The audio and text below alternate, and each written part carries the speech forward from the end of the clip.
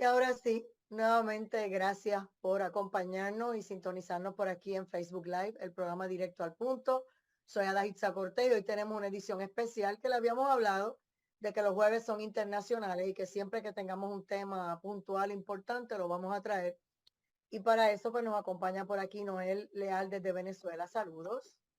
Muy buenas noches, Ana, Hugo y a todos los que nos escuchan y nos ven. Gracias. Así es, y Hugo Marcelo Valderrama desde Bolivia. Saludos. ¿Qué tal, Ada? Buenas noches. Un placer saludar a mi amigo Noel y a toda la audiencia de los jueves. Otra vez nosotros, los conspiranoicos, ¿eh? Ay, Dios mío, qué cosa más grande, ¿verdad? Que nos quieren acusar de lo que ellos están haciendo y que no hay forma de que lo puedan negar porque esta vez han sido tan descarados que lo hacen en nuestra cara. Espero que se pueda conectar el amigo Aldo de Vivo, politólogo y analista político también, y está desde Perú, venezolano.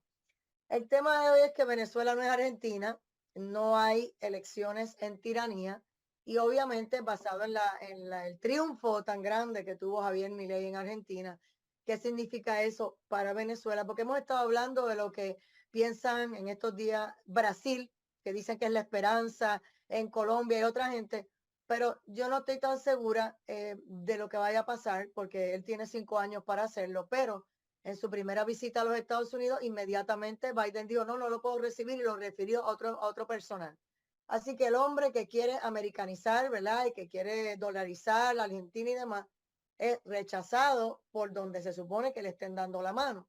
Y por el otro lado, amenazas de todo tipo provocan que obviamente uno tenga temor de que le pase algo. Pero por el otro lado, él no es tonto. Miren lo que hizo hoy. Él dijo, todos los que se vayan a manifestar, les vamos a congelar las ayudas del gobierno. ¿Tú quieres ir a piquetearla? Bueno, pues está bien, vete a tu protesta, pero con nuestro dinero no. O sea, que él está asumiendo una actitud de que a mí no me vas a fastidiar ni con tus protestas ni con nada, yo voy para adelante. Así que vamos ahora cómo lo ve Noel Leal en Venezuela. Voy contigo. Tú sabes que siempre es uno de los problemas de, de analizar los triunfos electorales en otros países. El principal problema en mi país es que se lo creen. Creen que algo así puede suceder en Venezuela. Y ese es el gran problema de qué es lo que pasa en el interno del país con cualquiera de estas cosas. Hace años ganó Macri y en mi país tenían la misma euforia que con ahorita con Milei. Y cuando a mí me preguntaban, yo decía, no lo puedo celebrar. Qué bueno. Ojalá Argentina tome el camino correcto, ojalá que cada una de las situaciones puedan ser entendidas. Es necesario generar mucho de lo que Milei ha dicho en esto, una terapia de shock, hacer los cambios lógicos que hay que hacerlos en cuanto a la economía. Todo eso está clarito, todo eso se sabe que es más que necesario. El asunto es que en mi país se crean que eso se puede hacer por vía electoral. Esa es una de las cosas que más preocupa y más hace daño en el entendimiento de la realidad, de lo que se vive en Venezuela. Igual, más allá de eso, de la oportunidad electoral, que en el caso venezolano es un asunto absolutamente negado, está el otro, el real entendimiento político e ideológico del problema para el uso de las herramientas adecuadas para la solución del problema. Eso en el país tampoco existe. Entonces, nos quedamos en un vacío realmente muy grande y muy delicado que está en cómo la gente lo recibe e interpreta ese mensaje y esa realidad. Cuando ganó Macri, ese efecto era tal. Cuando gana ahora Milei, tenemos el asunto de que existe en Venezuela esta candidata, María Corina, que juran que es distinto a todo el resto del paquete, pero la realidad es que siempre ha estado de la mano de la misma estructura sin soltarla. Ha colaborado de manera constante con la estructura que ha hecho posible que se siga vistiendo de democracia esto una y otra vez. Entonces, no es que sea ni siquiera ningún tipo de proceso outsider o que venga de verdad a cambiar el proceso político venezolano. Simplemente, no solo que sea más de lo mismo, sino que tiene una herramienta maravillosa para engañar a la población, que es este resultado electoral en Argentina. Volver a jugar con la esperanza de algo que no existe en Venezuela, posibilidad de salida electoral. Es que es bien delicado. Yo quiero después que tú expliques específicamente por qué y todo eso para que la gente lo trate de digerir. El que nos está viendo que no vive en Venezuela. Porque, pues, como tú dices, y estábamos hablando ahorita fuera del aire, muchos venezolanos darían la vida porque haya un cambio de gobierno y regresarían inmediatamente, no se quedarían un día más, ni un día menos, ni en Estados Unidos, ni en Europa, ni en Latinoamérica, en cualquier país regresarían a su patria. Hay otros que no importa el cambio, dirán, no, yo no vuelvo para allá, pero hay gente que sí, que estarían dispuestos y los venezolanos son uno de ellos. Y entonces, cuando tú dices, cuando decimos que Marina es un frasco, un fraude, hay que explicar por qué. Voy contigo, Hugo. Gracias, Ada. A ver, Venezuela y Bolivia tienen cosas muy similares, ¿no? Cuando Chávez llega al poder, es exactamente 25 años atrás, hace el año 98, detrás de él había un señor, bueno, había varios, pero había uno que se llamaba Néstor Ceresole, que hubo una serie de entrevistas que le hicieron a este tipo y que luego se compilan en una especie de documento que se llama Caudillo Ejército Pueblo. Y en ese documento él establece una especie de receta, que es lo que hay que mirar, que si se aplica o no esta receta en función para ver si puedes o no salir por la vía electoral. La primera receta era la posibilidad de que las fuerzas del orden, las fuerzas armadas, el ejército, se identifiquen con el pueblo y al mismo tiempo ellos les dicen quién es el pueblo, o sea, el pueblo son ellos. ¿No? Y esto es una recomendación del propio Ernesto Laclau, ¿no? En el foro de Sao Paulo. El pueblo somos nosotros. Entonces, cuando Ceresole habla del caudillo, del ejército y el pueblo, te está diciendo que las fuerzas de seguridad de un país cuya función central es salvaguardar el orden, la libertad, la patria, ya no estarían sometidas a las normativas de la Constitución ni de la ley de las Fuerzas Armadas, sino a los caprichos del mandón de turno, ¿no? Ahora, la segunda cosa que recomienda Ceresole es el cambio de las constituciones y la centralización del poder nuevamente en el caudillo. Seguro. Y la tercera cosa que él habla es la centralización de la actividad económica. En función de cuánto de esa receta se ha cumplido, es que uno tiene que ver si puedes o no salir. En Bolivia, ¿se ha hecho cambio constitucional? Sí. ¿Se ha destrozado, desinstitucionalizado a la policía, a las Fuerzas Armadas? Seguro, igual que en Venezuela, se ha convertido a las Fuerzas Armadas venezolanas y a la Guardia Nacional en matones del régimen, ¿no? Y finalmente, bueno, viene la centralización de la economía. En Bolivia, la centralización de la economía no ha tenido o no se ha podido hacer este extremo que se ha hecho en otros países por el elevado índice de economía informal que tiene mi país, 80%. Es decir, nosotros somos informales y contrabandistas por excelencia. Yo alguna vez te mostré el video de la casa que está en la frontera con Argentina y Bolivia, ¿no? Tiene la puerta delantera en Bolivia, la puerta trasera en Argentina. Entonces hacen contrabando por medio de la casa. Bueno, eso que en muchas cosas... Eso literalmente es un chiste, ¿no? Porque el tipo le cobra para poder contrabandear literalmente. Claro, ¿no? les Comida, alquila... vegetales, lo que sea. Pero paga y cruza. Y van y vienen, y en el mismo medio de la sala. Correcto, tú estás entrando al baño y alguien está haciendo cruce de frontera. Bueno, pero esas cosas que podrían haberse visto como malas en mi país en realidad han sido una salvaguarda para evitar que el sistema agarre y controle el total de la economía. Ahora bien, pero como nosotros hemos perdido el sistema constitucional, con lo que eso implica, desinstitucionalización de la Corte Electoral, desinstitucionalización de los órganos de estadísticas, desinstitucionalización del padrón electoral, incluso de la ley electoral. Porque la ley electoral tiene dos grandes trampas en Bolivia y que me imagino deben ser las mismas trampas que tiene Venezuela. Hay zonas especiales donde, por ejemplo, el masismo, que en el caso de Venezuela sería el chavismo, puede elegir 3 diputados con la tercera parte de votos que la otra zona. Es decir, en las zonas en las que ellos tienen mayoría, en mi país, pueden elegir 3 diputados con la tercera parte de los votos. Y la zona donde tienen o saben que van a perder, necesitas el triple de votos para elegir un diputado. O sea, por donde lo mires, tienen esa trampa. No hay totalmente ilegal, pero ahí está. Ahí está. Y la otra cosa muy divertida del sistema electoral boliviano es la ley de partidos políticos. Se han creado una ley de partidos políticos donde el único partido que cumple la normativa es el partido de ellos, ¿no? Entonces, bueno, fíjate la trampa, ¿no? Entonces, eso, por ejemplo, no está y no existe.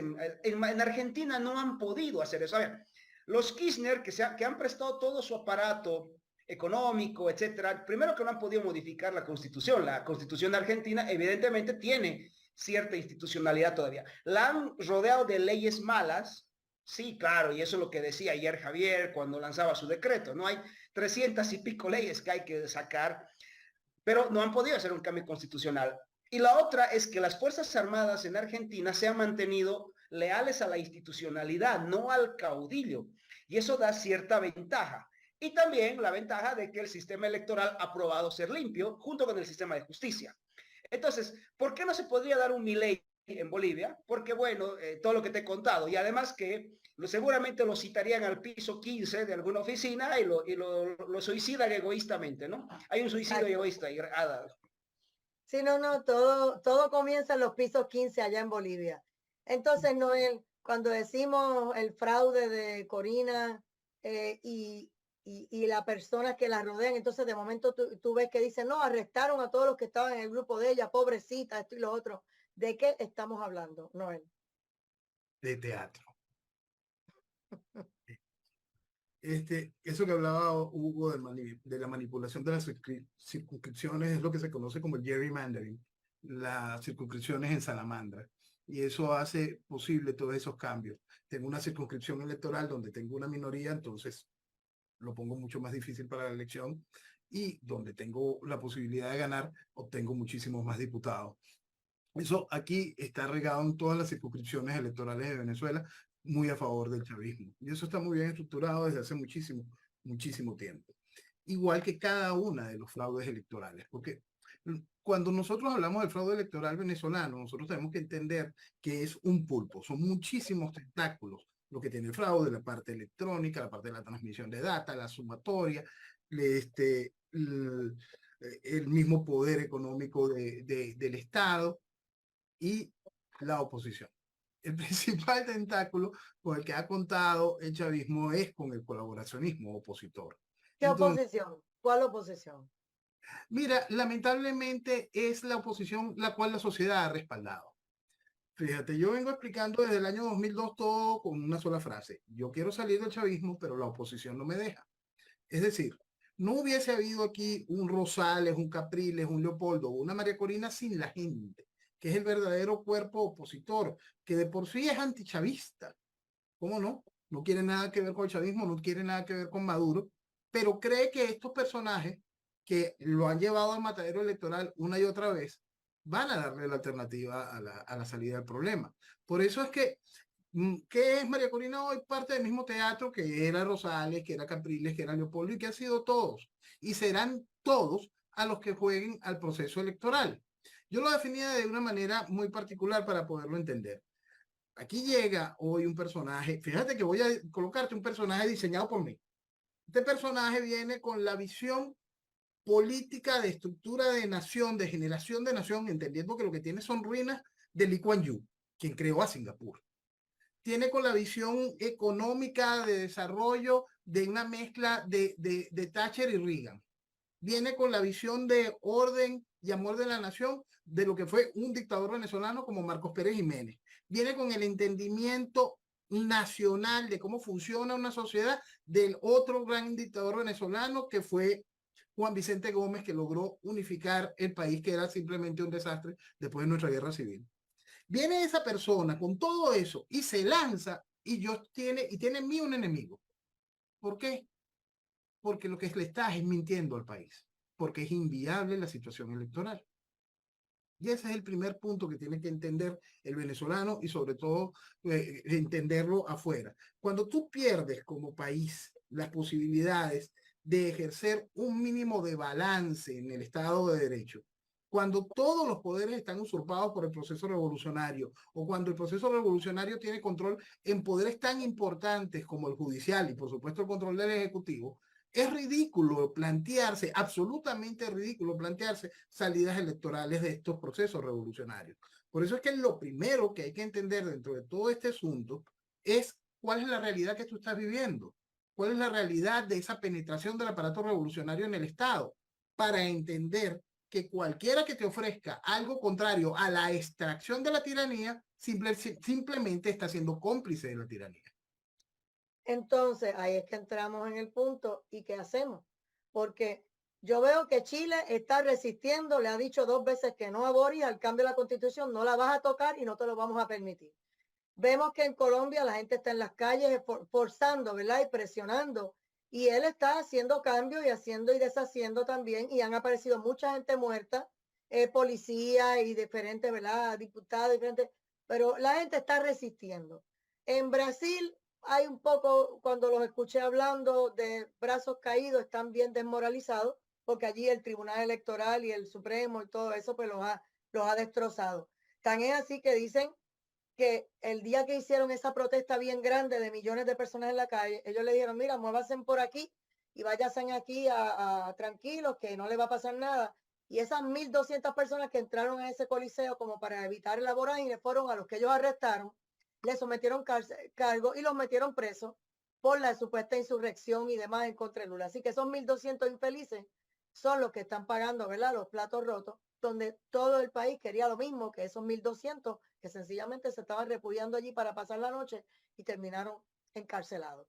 En el caso de Venezuela, pues si no tienes armas para defenderte, ningún país de afuera quiere meterle mano al asunto. Estados Unidos está hasta colaborando con este señor y tratando de comprarle petróleo, haciendo el chichichija con él y todo eso. Entonces, ¿cómo el venezolano se puede levantar? Porque la gente dice, ¿cómo es que un solo hombre Maduro con tanto poder puede dominar a millones y millones de personas? Porque la gente no entiende. La gente dice, si el pueblo completo se pusiera de pie, bueno, el pueblo completo se puede poner de pie, pero sin armas, con palos, no sé, y ellos con las armas, ¿qué va a hacer? ¿Qué El hacemos? pueblo completo se puso de pie, porque tenemos que recordar que nosotros tenemos 25 años en este desastre. No es Maduro. 25 años de chavismo. Entonces, el pueblo venezolano se puso de pie. En el año 2002 fue muy claro, logró hasta la extracción de Chávez de poder. ¿Qué es lo que pasa? El pueblo venezolano tiene lamentablemente todo un liderazgo absolutamente podrido. Y va más allá del liderazgo político, el liderazgo académico, comunicacional, está absolutamente podrido. Entonces no importa que el pueblo venezolano se ponga de pie si va a seguir confiando en ese liderazgo. Tú puedes volver a hacer que el país vuelva a levantarse, que el país vuelva a entender la necesidad de, aún no teniendo las armas, hacer el trabajo que hay que hacer en las calles para poder hacer temblar el gobierno y que pueda existir la fractura a nivel de Fuerzas Armadas y que pueda existir el cambio necesario. Sí, por supuesto, pero ¿va a ser a través de ese liderazgo? No, ese liderazgo traicionó y volverá a traicionar.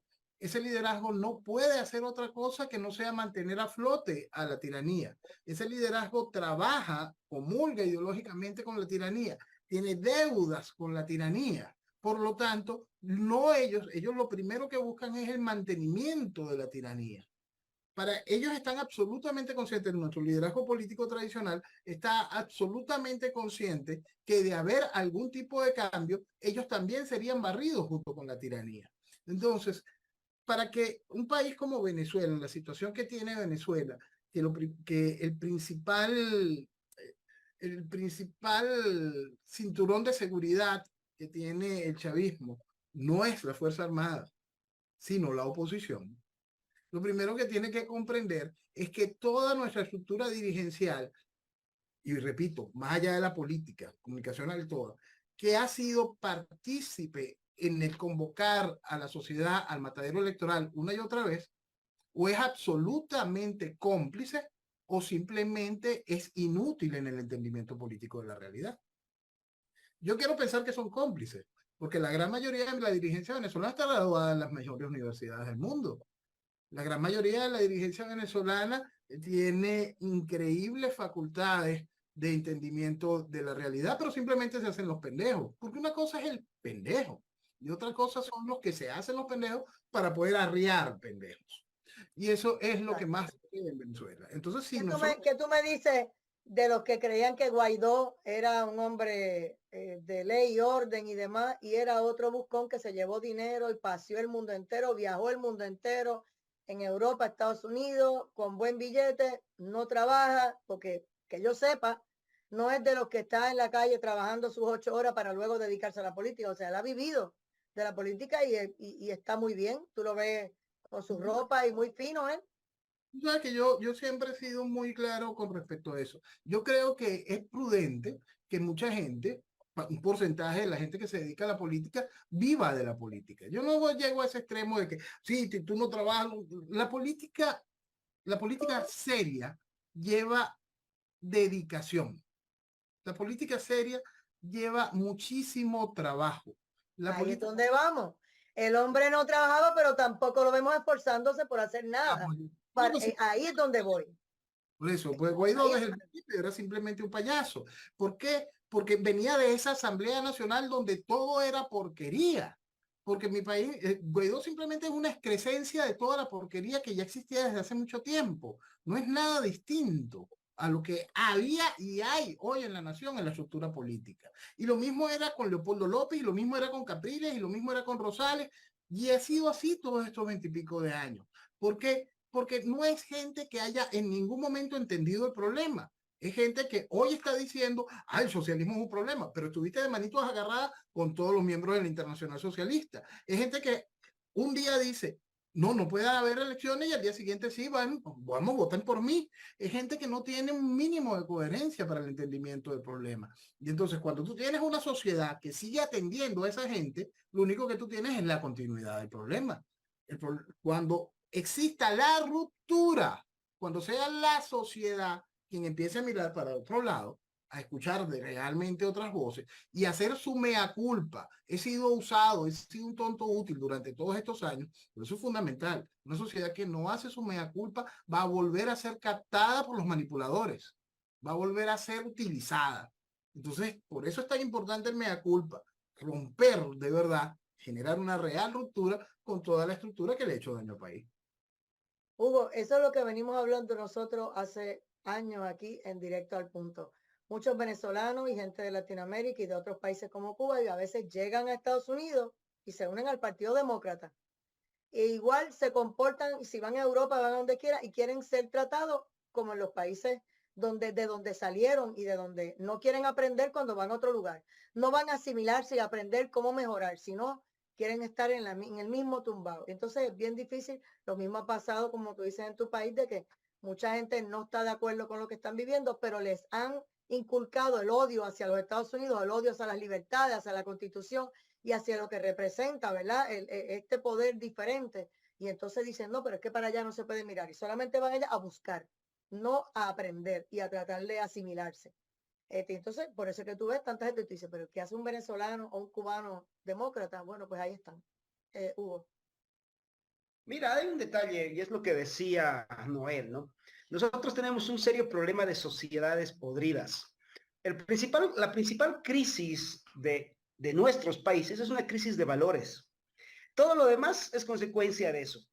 Porque no hubiera habido nunca un Chávez, un Evo Morales, o lo que sea, si la gente entendiera el valor de la libertad, el valor del orden, el aprender de que si te ofrece algo gratis, no es gratis, te van a cobrar tu libertad. Entonces, si la gente tuviera eso en la cabeza, no hubiera pasado. Lo que pasa es que el latinoamericano se hace embaucar porque le gusta la vida fácil. Ese es el problema. Nosotros tenemos, y seguramente si hago este análisis en Venezuela, todos estos países nos diferenciamos en tres cosas nada más. En la forma de hablar, en la forma de vestir y un poco en la comida. En el resto de las cosas todos somos iguales.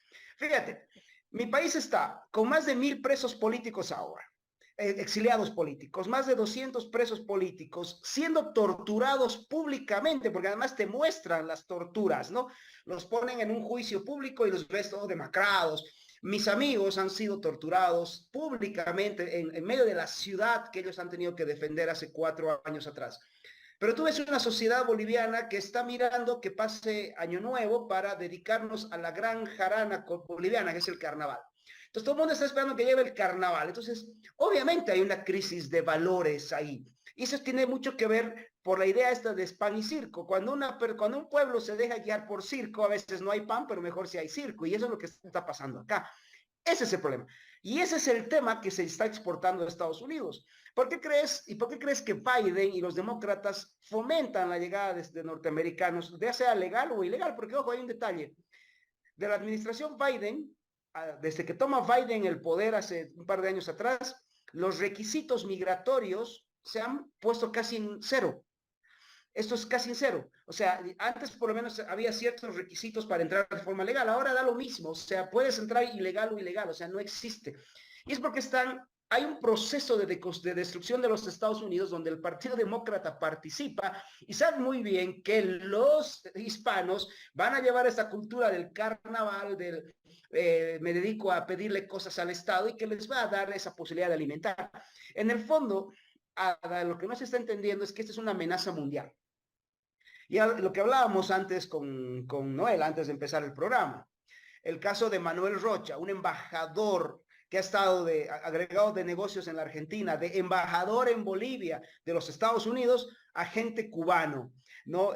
La dama de Cuba era no me acuerdo ahora el nombre, su apodo era la dama de Cuba, alta funcionaria del Pentágono. La tipa tenía todos los secretos militares de los Estados Unidos traspasándoselos a la tiranía cubana. Entonces, no se está entendiendo que, y creo que los Estados Unidos y en general el pueblo norteamericano no está valorando que la libertad se tiene que defender y no se está dando cuenta que ya la revolución les ha tocado la puerta. Ni siquiera les ha tocado la puerta, ya se ha sentado en la Casa Blanca. Por lo que se ha visto es que se han sentado en la Casa Blanca. Mira, entonces mira al punto de lo que tú estás hablando, que hasta quieren quitar estatuas de Abraham Lincoln y de diferentes personas importantes que marcaron, ¿verdad?, lo que son las libertades y demás, que siempre dijo que la libertad había que defenderla, había que trabajarla, que no se podía descuidar, y mira cómo estamos. O sea, es una barbarie lo que está en 3 años ha hecho Biden y todavía permite. Continúa. Mira, hace rato tú me pasaste una declaración que hicieron los diputados demócratas sobre la doctrina Monroe.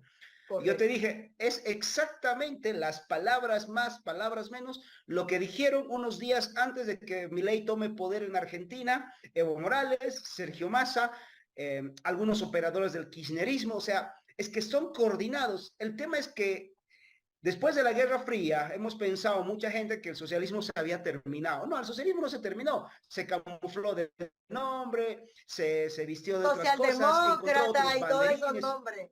Los sociales demócratas, ¿no? Bla, bla, bla. Ajá. Se pusieron otros fetiches, otros banderines, pero siguen siendo los mismos. El control total del poder. Y su gran obsesión es la destrucción de Estados Unidos, porque ellos están conscientes que Estados Unidos es el bastión de Occidente. Fíjate la paradoja. Los enemigos de Occidente están más conscientes de la importancia de Estados Unidos que los propios norteamericanos. Por eso es que están dispuestos a tumbarlos, Ada. Así es. Entonces vemos a China, que cuando la gente dijo, bueno, pues ya eliminaron 3 embajadas en Argentina, que inmediatamente él quitó la embajada de Venezuela, Milei quitó la de, era Venezuela, ya la de Cuba y había otra más, no sé si Nicaragua. Nicaragua. ¿Y por qué no quitaron la de China y esto y lo otro? Cuidado, porque ahí tienen chavos todavía. Y entonces lo que le están diciendo es, mira a ver si buscas dinero para que le pagues parte de la deuda, para que los botes por otro lado y seguir tu vida como sea. O ver qué vas a hacer, porque obviamente entre China e Irán se han ido metiendo y penetrando en los países como Venezuela y como Argentina, que lo sabíamos. Y por eso ellos jamás pensaron, jamás en la vida, que iba a haber un cambio de derecha en Argentina. Así que nadie se lo esperaba y ahora sabemos que está el enemigo en la casa, porque China está allá adentro. Hay muchos países que metieron las manos en las elecciones de Argentina y no pudieron porque el argentino ya estaba cansado. Esa parte que le falta al venezolano de me harté, me cansé, y el que le falta al boliviano, pues ya llegó a ese punto de, ¿verdad?, de ebullición en Argentina.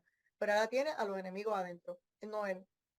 Tú sabes que hay una cosa que es bien interesante cuando queremos ver todo esto como un proceso.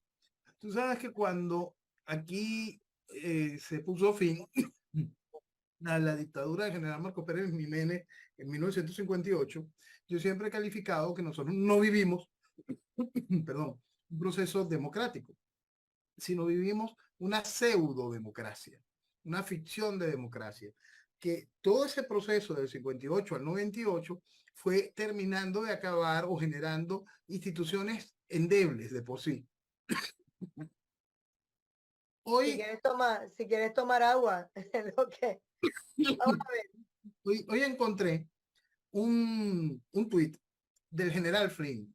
General Flynn es una persona de un atractivo respeto en los Estados Unidos. A mí me encanta leerlo. Y el general Flynn habla hoy de que los Estados Unidos tienen que despertar de esta ficción de democracia. Entonces, es muy importante esas palabras y entenderlas en el proceso de cada uno de nuestros países. Para los desastres que estamos viviendo hoy, es porque venimos en un proceso que tiene mucho tiempo generando una ficción de democracia, una pseudo-democracia, la cual se ha convertido en una herramienta dúctil para la penetración del proceso revolucionario. Entonces, eso hay que tenerlo muy, muy claro, porque cuando se tiene ese diagnóstico realmente completo, se podrá entender la operación y el tratamiento posterior. Entonces, eso es algo que yo siempre vivo insistiendo con respecto a lo que nosotros vivimos en Venezuela. El proceso de destrucción socialista que nosotros estamos viviendo no es Maduro, no es Chávez, es algo que viene aquí penetrado desde 1958 con mucha fuerza. Nosotros no tenemos ningún tipo de Estado de Derecho, pero no es que, no es que tuviésemos un Estado de Derecho previo a la llegada del chavismo. El deterioro posible, tal como señalaba Hugo, esa pérdida de valores tan gigantesca, hizo posible que llegase algo como Chávez al poder mediante el voto, que simplemente se pudiese potenciar como candidato, ya te dice que hay una sociedad que está realmente podrida, que es una sociedad que está realmente mal. ¿Y eso qué fue?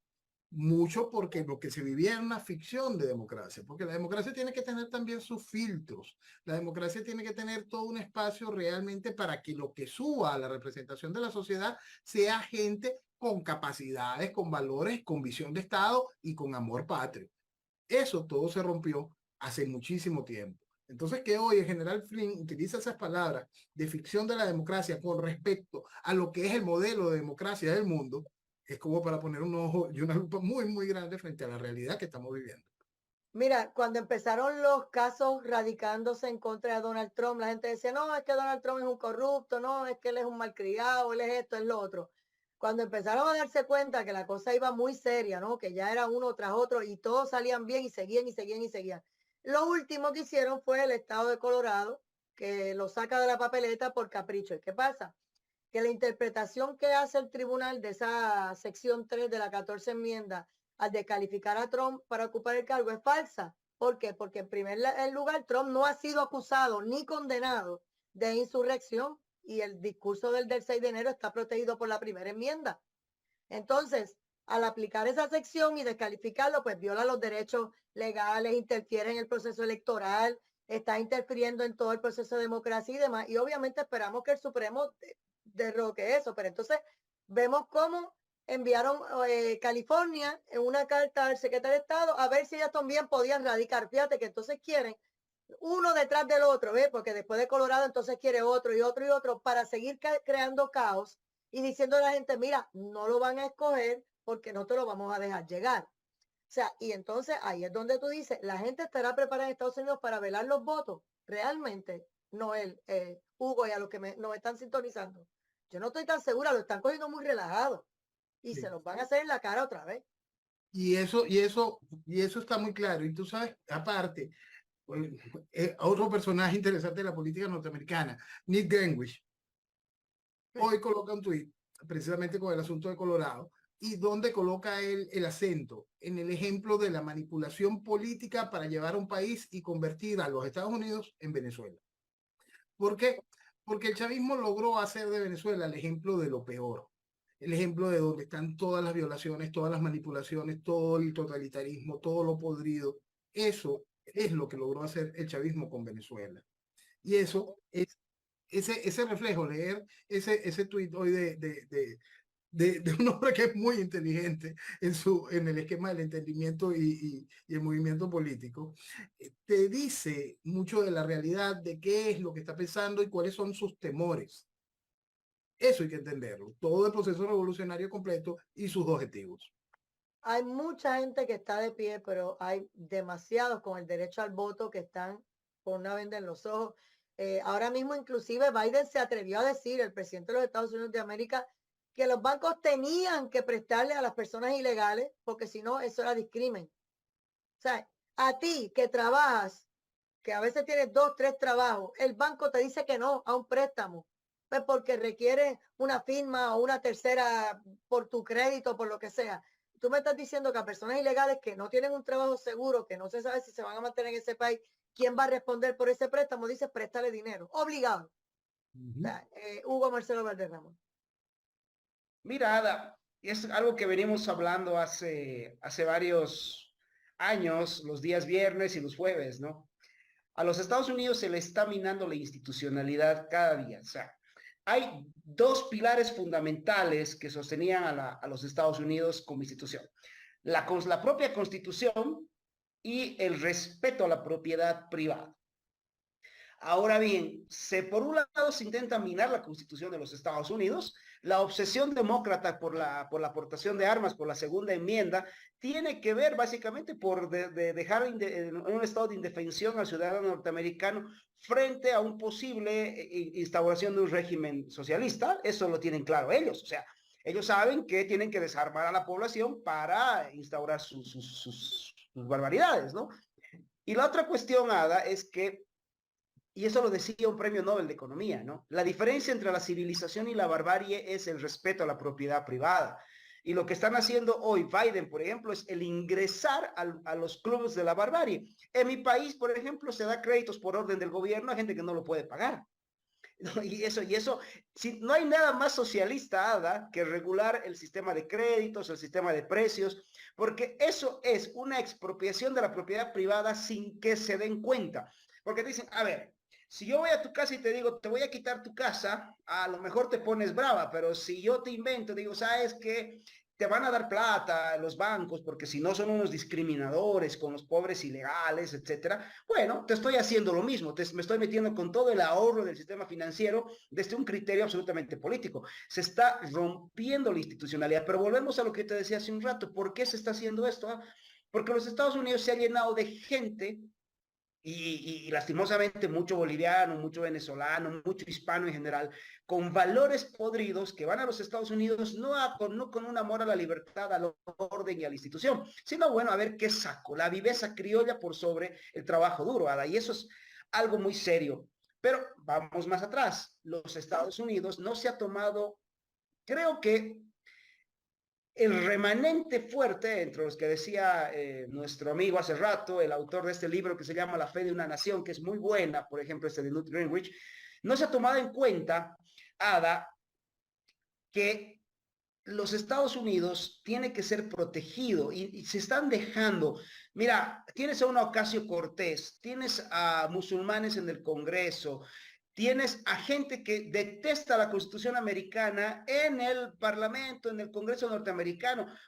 Tienes a gente como Barack Obama, que no sé si tú te acuerdas, no me acuerdo la fecha, creo que fue el 2014, 2015, que dijo que había que crear impuestos globales para el cambio climático, no había que crear impuestos contra los Él pueblos es el que trajo discriminados. todas las políticas que está haciendo Biden. Biden está haciendo una marioneta de él y de todo Correcto. eso, de la comunidad LGBT y todas esas cosas que trajo, todo eso empezó él. Hay discursos de él hablando sobre eso. Mira, yo creo que es hora, y en esencia, lo mismo que necesita mi sociedad, mi país, que la gente despierte y pasa lo mismo en Estados Unidos. O sea, se necesita entender que solo la verdad nos va a hacer libres y hay que entender que la verdad es que el socialismo es un crimen que nos va a dejar a todos podridos y que nos va a llevar a la miseria. El mal ejemplo, bueno, yo siempre digo que el peor ejemplo es Bolivia, pero creo que Noel va a decir que Venezuela. Al final somos países podridos los dos. O sea, aquí pasa de todo, ¿no? Fíjate, en mi país secuestran a un gobernador opositor, un mega operativo, pero el narcotraficante más grande del país era financiador de clubes de fútbol, no, ¿de qué del país? Del mundo. Era financiador de clubes en Bolivia, tenía besos y abrazos con el alto, con la cúpula mayor del régimen. Entonces, fíjate que eso Ada, ya somos países perdidos, si ya somos países perdidos. Porque si tú tienes todo un sistema de operación para atrapar a los opositores y a los verdaderos opositores, porque los opositores de verdad, los falsos, están libres. Noel hablaba de Capriles, aquí hay varios de ese tipo, por ejemplo, Jorge Quiroga. Jorge Quiroga lleva más de 5 elecciones perdiendo y las pierde a propósito, no es que las pierda, o sea, él quiere perder las elecciones porque su idea no es ganar el poder, su idea es que alguien le financie el proceso electoral, lleva a la gente a esta cacería, masacre de votos en las que nadie gana, tú votas pero no eliges al final. Pero No, porque fíjate la estrategia. le consiguen trabajo para callarle la boca y le dan un premio y ellos hacen esto de las elecciones para pues, recibir alguna recompensa. Eso es todo. Mira, este tipo tiene una costumbre, y si uno revisa el proceso electoral boliviano de las últimas 4 o 5 elecciones, el tipo siempre renuncia faltando 2 semanas. O sea, se hizo poner plata y faltando 2 semanas, dice, bueno, ya está, chao, me voy. Y ya, el tipo se jugó la esperanza de mi país, se jugó y se embolsilló millones. O sea, por favor, esos son los principales sostenedores de este sistema, esos tipos, ¿no? Y el sistema a nivel latinoamericano completo, porque entonces ellos se unen en esta cosa que llaman grupo IDEA. Y entonces son unos validadores de la cochinada, de todas las cochinadas. Ellos van validando todas las mentiras, todas las promesas falsas. Ellos van de una manera muy sentida y van diciendo la mentira pareja y levantando banderas de lo que le hace daño a la sociedad. Tutuquiraco aquí vino y levantó las banderas de Rosales, de Capriles y por supuesto ahora la de María Corina, junto con todo ese holding del grupo IDEA y gente que simplemente se ha dedicado a hacerle daño a nuestros países en nombre de la democracia.